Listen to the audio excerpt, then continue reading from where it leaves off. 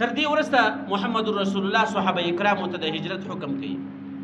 نو صحابه کرام یو څه کسان د قریشو په پټه باندې ځکه کورونه خالی کیږي، ابو جهل حیران دی، عتبه حیران دی چې دا کورونه خو ټول خالص وو، مکه مکرمه ټوله خالص وه.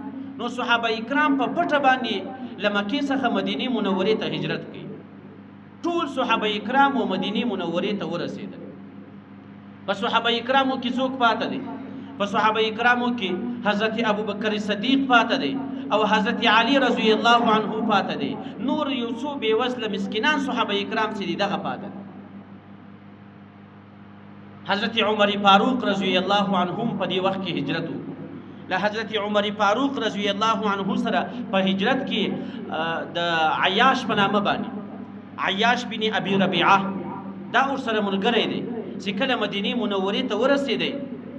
ابو جهل خبر سو او داسې د ابو جهل یو ورور دی، هغه خبر سو، دواړه له مکې څخه مدینې منورې ته ولاړو. هلته اوس عیاش ته یو دوکه ورکوي. عیاش ته وایي چې ستا مور قسم کړی دی چې زه به تر هغه وخته پورې له لمره و سایې ته نه کښېنم، تر هغه وخته پورې به زه خوراک نه وکم تر څو چې عیاش و ما ته بیرته نه وي راغلی. نو عیاش پر خپله مور باندې رحم رالی، پر خپله مور باندې شفقت رالی، له مدینې څخه و مکې مکرمې ته را روان سو. ابو جهل ورسره دی، داسې د ابو جهل یو ورور ورسره دی چې کله مکې مکرمې ته را نږدې سو، مکې مکرمې ته را داخل سوي نه دي.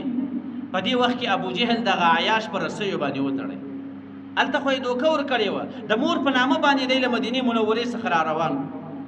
نو محمد رسول الله به په مکه مکرمه کې د سهار په وخت کې د ده دپاره په لمانځه کې خصوصي دعا کوله. په دې وخت کې درې صحابه کرام د دوی په بند کې دي، د قریشو بندیان کړي دي، پر هغو باندې ظلم کوي. محمد رسول الله به دا دعا کوله: اللهم انجي الولید بن الولید او سلمه بن هشام عیاش بن ابي ربيعه.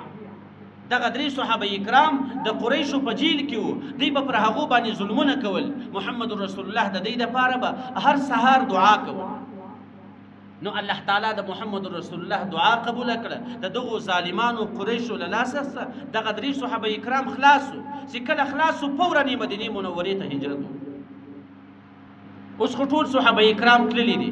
په غټو صحابه کرامو کې یو حضرت ابوبکر فاته دی او بل حضرت علی رضی الله عنهما فاته دی.